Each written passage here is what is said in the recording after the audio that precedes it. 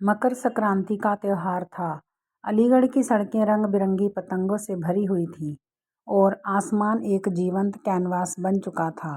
नीले आकाश में लाल पीली हरी नीली पतंगें उड़ रही थीं, जैसे कोई कलाकार ने रंगों की बारिश कर दी हो। हवा में मांझे की तेज खुशबू फैली थी और दूर दूर से आ रही चीखें काटा काटा उत्सव की धड़कन बन रही थीं। रवि अपने पिता के साथ पहली बार इस पतंग उत्सव में आया था। वह 10 साल का था, गोरा चिट्टा बड़ी बड़ी आंखों वाला लड़का। अब तक वह सिर्फ किताबों और टीवी में पतंगे देखता रहा था। आज जब उसने असल में आसमान को रंगों से सजा देखा तो उसके पैर जमीन पर नहीं टिक रहे थे। वह बार बार ऊपर देखता और फिर पिता की ओर उत्सुकता से देखता। पापा देखो ना, कितनी सारी पतंगें, वो सबसे ऊंची वाली तो बादलों को छू रही है। रवि ने पिता का हाथ खींचते हुए कहा। पिता श्रीमान रमेश शर्मा एक स्कूल टीचर थे। वे मुस्कुराए। उन्हें अपने बचपन की याद आ गई, जब वे खुद घंटों छत पर खड़े होकर पतंग लूटा करते थे। उन्होंने रवि का उत्साह देखा और फैसला किया कि आज बेटे को भी यह खुशी देनी है। चलो बेटा, तुम्हारे लिए भी एक पतंग लेते हैं। वे पास की एक दुकान पर पहुंचे। दुकान पर तरह तरह की पतंगें लटक रही थी, ड्रैगन वाली, तितली वाली, चील वाली और सादी रंग बिरंगी भी। रवि की नज़र एक खास पतंग पर पड़ी, नीले रंग की, जिस पर सोने के तारे बने थे और बीच में बड़ा सा चांद। वह बहुत सुंदर लग रही थी। पापा, यही वाली, रवि ने उछलते हुए कहा। पिता ने पतंग और एक अच्छी मांझे वाली डोरी खरीदी। रवि ने पतंग हाथ में लेते ही उसे सीने से लगा लिया, जैसे कोई अनमोल खजाना मिल गया हो। खुले मैदान में पहुंचकर पिता ने रवि को पतंग उड़ाना सिखाया। पहले उन्होंने खुद पतंग उड़ाई, दिखाया कि कैसे डोर को हल्के हाथ से छोड़ना और खींचना है। फिर रवि ने डोर थामी। शुरुआत में पतंग बार बार नीचे गिरती रही, लेकिन धीरे धीरे वह स्थिर हुई और ऊपर उठने लगी। जब पतंग अच्छी ऊंचाई पर पहुंच गई, रवि की आंखें चमक उठी।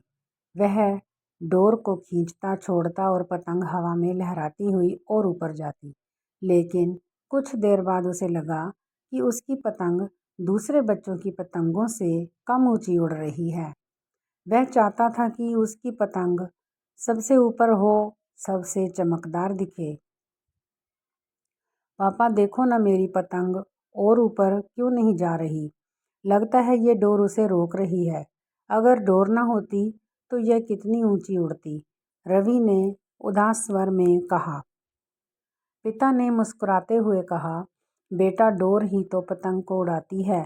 यह उसे संभालती है, दिशा देती है। लेकिन रवि नहीं माना। उसकी आंखों में एक अजीब सी जिद थी। नहीं पापा, डोर उसे बांधे हुए है। इसे काट दो ना, फिर देखना यह कितनी आज़ाद होकर उड़ेगी। प्लीज़ पापा, सिर्फ एक बार। पिता ने सोचा कि शायद यह अच्छा मौका है बेटे को जीवन का एक सबक सिखाने का। उन्होंने चाकू निकाला और डोर काट दी। जैसे ही डोर कटी, पतंग एक झटके से और ऊपर उठी। रवि खुशी से चिल्लाया, देखा पापा, ऊपर जा रही है। लेकिन खुशी कुछ पलों की ही थी। हवा का रुख बदला। अब बिना डोर के पतंग बेकाबू हो गई। वह धीरे धीरे डगमगाने लगी, फिर तेजी से नीचे आने लगी। रवि दौड़ा, हाथ बढ़ाया, लेकिन पतंग दूर एक पुराने मकान की छत पर जा गिरी। वहां फंस गई, लहराना बंद हो गया। रवि स्तब्ध रह गया, उसकी आंखें नम हो गईं। वह दौड़कर पिता के पास आया और रोते हुए बोला, पापा, यह क्या हो गया? मैंने तो सोचा था कि आज़ाद होते ही वह और ऊंची उड़ेगी, लेकिन वह तो गिर गई। अब हमारी पतंग वापस कैसे आएगी? पिता ने रवि को गले लगाया। वे दोनों उस मकान की ओर चले। रास्ते में पिता ने धीरे धीरे समझाना शुरू किया, बेटा, तुमने जो सोचा वह गलत नहीं था, लेकिन अधूरा था। तुम्हें लगा कि डोर पतंग को बांध रही है, रोक रही है, लेकिन सच यह है कि डोर ही पतंग का सहारा थी। हवा के झोंकों में जब पतंग डगमगाती है तो हम डोर खींचकर उसे संभालते हैं। जब हवा तेज होती है तो हम डोर छोड़ते हैं ताकि वह ऊपर उठ सके। डोर के बिना पतंग हवा के रहम पर होती है। वह कहीं भी उड़कर गिर सकती है, टूट सकती है। रवि चुपचाप सुन रहा था। पिता ने आगे कहा, ठीक यही बात जीवन में भी होती है। जब हम बड़े होते हैं, सफलता की ऊंचाइयों की ओर बढ़ते हैं, तो कभी कभी हमें लगता है कि परिवार, माता पिता, भाई बहन, रिश्ते नाते हमें बांध रहे हैं। हम सोचते हैं कि अगर इन बंधनों से आज़ाद हो जाएं तो बहुत तेज़ी से आगे बढ़ेंगे, बहुत ऊंचा उड़ेंगे। लेकिन हम भूल जाते हैं कि ये रिश्ते ही हमारी डोर है। हमें संभालते हैं, दिशा देते हैं, बुरे समय में सहारा देते हैं। जब जीवन में तूफान आते हैं, नाकामी, दुख, मुश्किलें, तो यही रिश्ते हमें डगमगाने से बचाते हैं। इनके बिना हम बेकाबू होकर कहीं भी गिर सकते हैं। वे मकान के पास पहुंचे। मकान के मालिक अंकल ने छत से पतंग उतार कर रवि को लौटा दी। पतंग अब फटी हुई थी, उसकी चमक कम हो चुकी थी। रवि ने उसे हाथ में लिया और पिता की ओर देखा। उसकी आंखों में अब जिद की जगह समझ थी। पापा, मुझे अपनी गलती समझ आ गई। मैंने सोचा था कि आज़ादी मिलते ही सब कुछ बेहतर हो जाएगा, लेकिन आज़ादी के साथ जिम्मेदारी और सहारा भी चाहिए। घर परिवार हमें बांधते नहीं बल्कि उड़ने की ताकत देते हैं।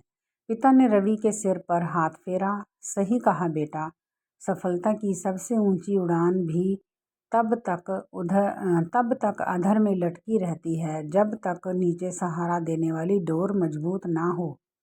परिवार वह डोर है जो हमें ऊंचा उड़ने में मदद करता है, गिरने नहीं देता।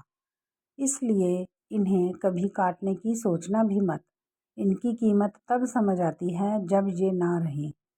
घर लौटते समय रवि ने पिता का हाथ मजबूती से पकड़ा। उस दिन उसने सिर्फ पतंग नहीं उड़ाई थी बल्कि जीवन का एक बड़ा सबक सीख लिया था।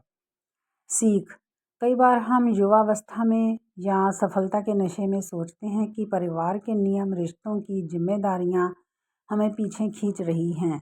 हम जल्दी आज़ाद होना चाहते हैं, अपनी मर्जी से जीना चाहते हैं, लेकिन सच्चाई यह है कि परिवार और प्रियजन हमें नैतिक बल देते हैं, सही गलत की समझ देते हैं, मुश्किल वक्त में ढाल बनते हैं।